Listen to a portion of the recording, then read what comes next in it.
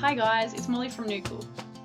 In today's video, I want to show you how you can set up and use our advanced client funding tool. This feature is a great way to keep track of your clients' budgets, to monitor how much of their funding they've used and how much of their funding is remaining. So let me show you how it works. The first thing you'll need to do is turn on this feature by going to Setup, Extensions, Advanced, and toggle on the client funding tool, and then press Configure.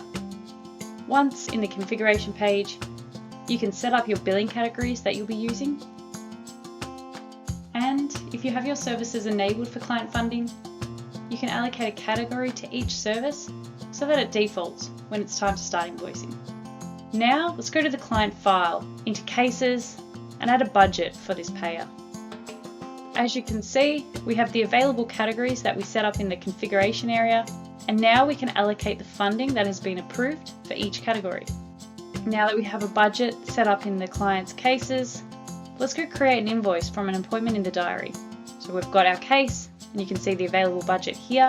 We're going to raise the invoice, and on the invoice we can quickly see the remaining balances as well as the default category that's linked to this service. And once we've saved that invoice, the invoiced amount will be deducted from the relevant category. There are a few different ways you can keep track of your clients' budgets, including via the account section, from within the case where we set up the budget initially, as well as from the client funding report, if you want to see all your clients' budgets at a glance.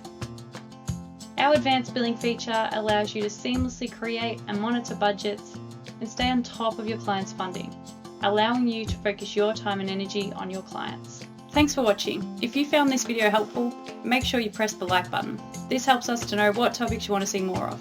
And if you'd like to see more content like this, subscribe to our YouTube channel.